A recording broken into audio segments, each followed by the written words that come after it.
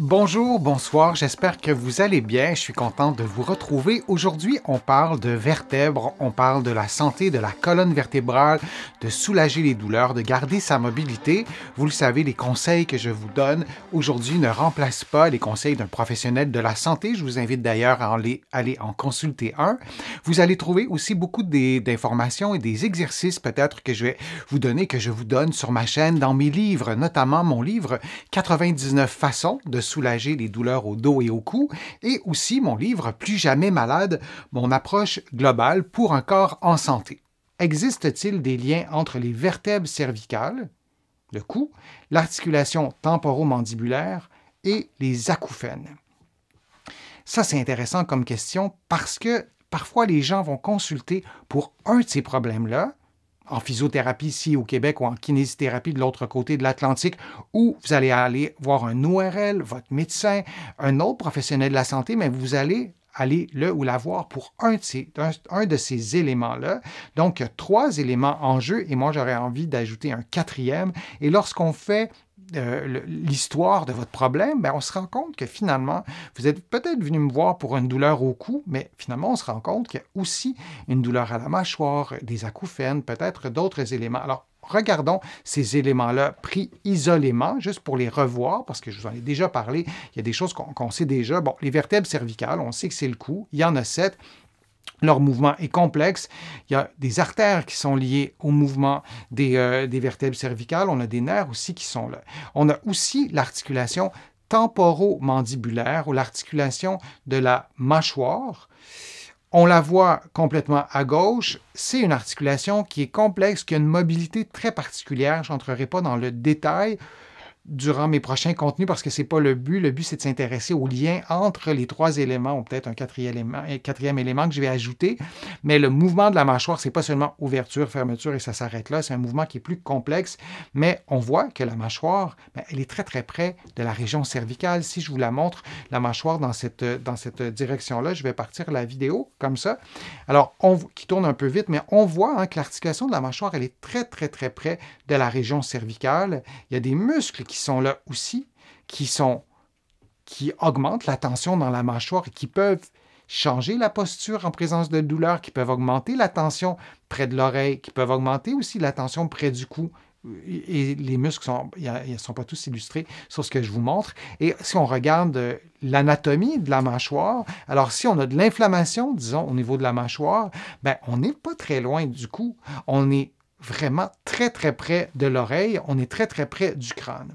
Alors, on a parlé de la région cervicale, on a parlé de l'articulation temporomandibulaire ou de la mâchoire, si on veut faire court, et parlons aussi des acouphènes.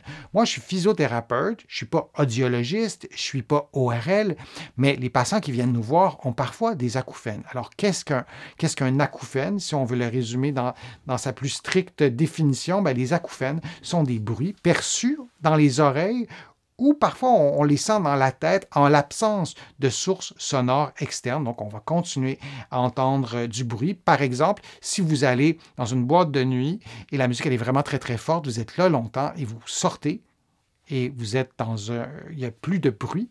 Vous êtes chez vous, il y a 0 bruit et vous allez entendre ce silement, ce son que vous continuez à entendre, bien que dans la réalité, il n'y a pas de stimulation auditive extérieure, il n'y a pas de source sonore externe, mais vous allez entendre encore un bruit. C'est difficile à décrire des acouphènes parce que ça peut prendre différentes formes, mais vous comprenez l'idée. Et les causes des acouphènes, il y en a plusieurs. Ça, c'est important de garder ça en tête parce qu'on veut faire des liens peut-être avec la mâchoire, avec le cou, peut-être avec d'autres éléments aussi, mais les acouphènes peuvent avoir une source, une cause qui a rien à voir avec ça. Par exemple, ça peut être l'exposition au bruit fort, je vous l'ai dit.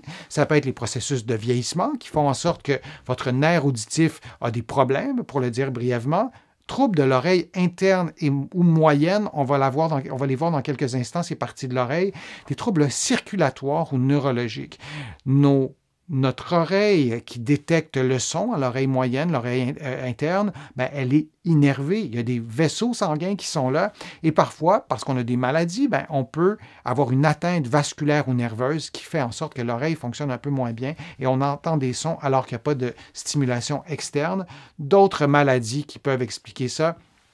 Et aussi, on en vient à ça, des problèmes musculo-squelettiques, parce que la réponse c'est oui, il peut y avoir un lien avec ces trois éléments-là. Et ça, c'est important de s'en souvenir. Je vous disais que je vous montrerai l'oreille externe, moyenne et interne. Alors, l'oreille externe, c'est ce qu'on voit à l'extérieur et c'est ce qu'on peut toucher quand même, qui est quand même assez près avec notre doigt, par exemple. On peut aller jusque-là. Ensuite, on a l'oreille moyenne. On a le tympan qui est à la frontière et on la voit en bleu. Alors, on a des structures nerveuses aussi qui permettent de transformer le son en stimulation nerveuse et être conduit à notre cerveau. Et là, on décode tout ça, puis on entend des sons, puis on peut interpréter notamment ce que je vous dis en ce moment. Et on a l'oreille interne. Vous voyez, il y a des canaux. C'est des canaux qui sont presque circulaires. C'est vraiment le principe d'un niveau quand on fait de la construction. Et ils sont dans les trois plans de l'espace. Et quand on a un problème avec l'oreille interne, on peut avoir des vertiges parce que nos yeux détecte quelque chose alors que notre oreille interne, nos niveaux à l'intérieur de l'oreille détectent autre chose et il y a une incongruité entre l'information transmise par nos yeux et l'information transmise par notre oreille interne. Et là, on peut avoir des vertiges. Je vous explique ça de façon très résumée, mais c'est entre autres le rôle de l'oreille interne. Et tout ça est vascularisé. Il y a des vaisseaux sanguins. Tout ça est innervé. Il y a des nerfs et tout ça est connecté avec l'ensemble du corps, notamment le cerveau. Et si je vous le montre autrement, ça donne ça. On voit le tympan, on voit l'oreille interne un peu différemment et on voit le son qui arrive. Et tout ça est converti du son à une information nerveuse. Et il y a un quatrième élément qu'il faut entrer, ce n'était pas dans la question de l'internaute, mais les liens avec les mots de tête. Les mots de tête, ou si vous préférez les céphalées, ce sont des synonymes.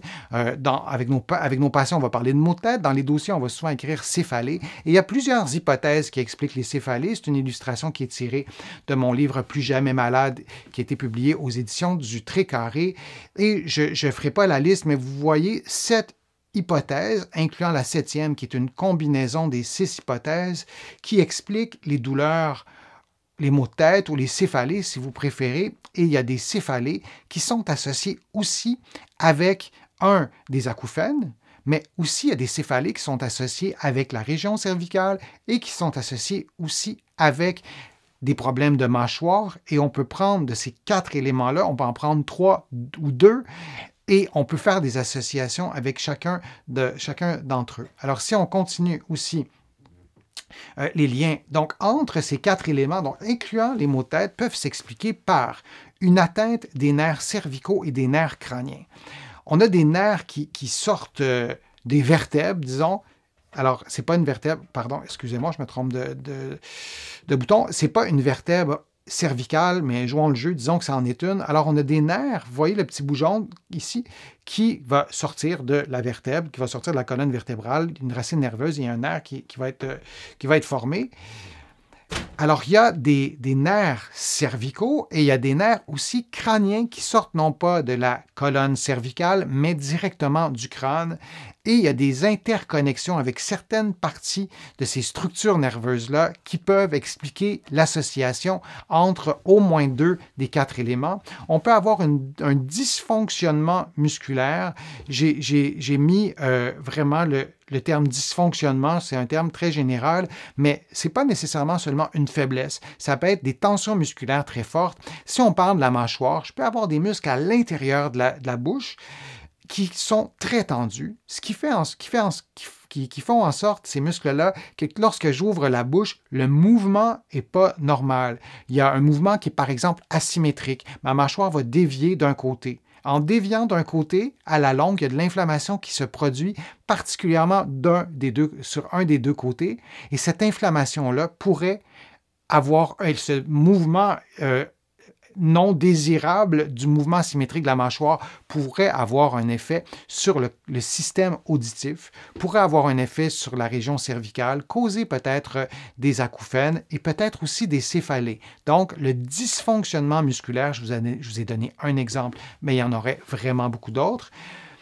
La perturbation de la vascularisation, ça aussi, il ne faut pas l'oublier, on peut avoir un problème vasculaire qui peut être lié à un problème cervical, qui peut aussi expliquer des migraines, et notre oreille interne, notre oreille moyenne, est aussi vascularisée. Donc, on pourrait avoir l'élément commun qui expliquerait des liens entre au moins 2 de ces 4 éléments serait une perturbation vasculaire, un problème mécanique. Je vous ai donné le dysfonctionnement musculaire, mais je peux, dans ma morphologie, par exemple, la façon que ma mâchoire est faite, ce n'est pas mon cas, mais je pourrais avoir une mâchoire qui est déplacée vers l'avant.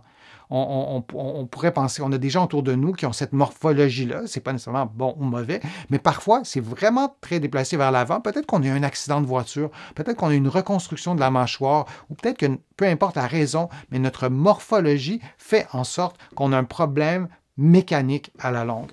Ça pourrait être lié aux dents, ça pourrait être lié à la région cervicale, etc.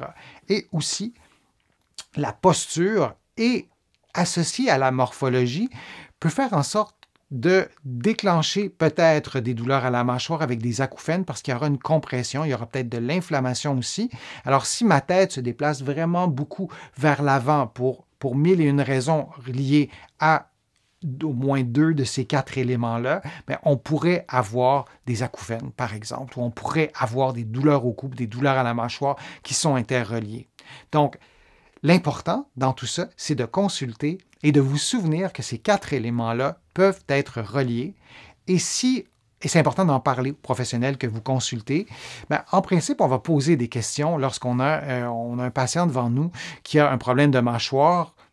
Pour moi, en tout cas, dans mon bureau, c'est des questions qui sont automatiques. Avez-vous des douleurs à la tête, des douleurs au cou? Avez-vous des migraines? Avez-vous des acouphènes? On pose ces questions-là.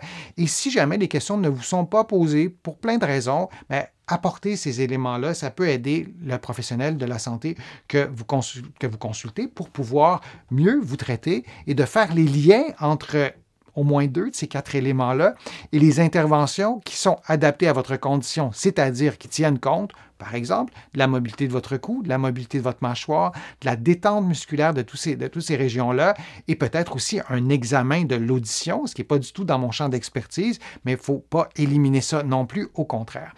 Alors, préserver sa mobilité, en ayant une mobilité du cou complète, une mobilité de la mâchoire complète. Vous allez trouver des vidéos sur ma chaîne qui vous montrent des exercices pour préserver la mobilité, de tenir compte de certains principes posturaux. Et l'idée, c'est pas que tout le monde ait la même posture parfaitement droite, rigide, tendue, c'est pas ça. C'est d'avoir une posture confortable, mobile, diversifiée. C'est 3 mots-clés pour avoir une bonne posture. Et la détente. La détente musculaire, de détendre ses muscles, mais la détente psychologique aussi. Les personnes qui sont très stressées, qui sont très anxieuses, ben, peut-être que leur posture va changer, peut-être que les tensions musculaires vont changer, peut-être que le stress qui est mis sur le système nerveux dû à cette anxiété-là, peut-être de l'insomnie, bon, il y a un jeu de domino qui peut s'installer et qui peut aussi accentuer certains liens entre les 4 éléments, c'est-à-dire les problèmes au niveau du cou, de la mâchoire, les acouphènes, puis on entre aussi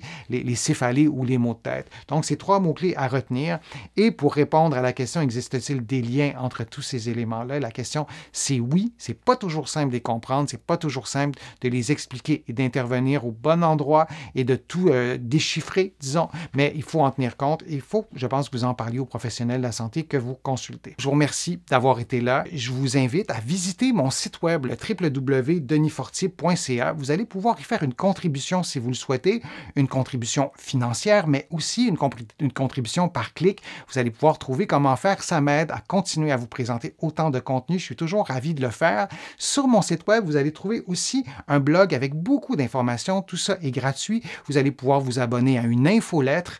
Toujours gratuitement, vous allez pouvoir aussi vous abonner à des courriels thématiques. Donc, vous allez recevoir des courriels sur des thèmes précis et vous allez trouver beaucoup d'informations dans mes livres que vous pouvez trouver partout au Canada, en librairie et sur le web. Et mes livres sont aussi de l'autre côté de l'Atlantique, notamment mes livres sur les problèmes de dos et de cou, sur le vieillissement. Mon plus récent livre, Plus jamais malade, mon approche globale pour un corps en santé, et il y en a beaucoup d'autres.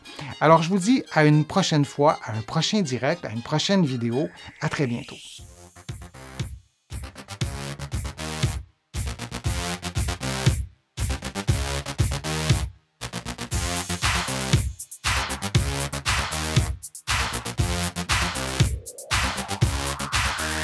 Shh.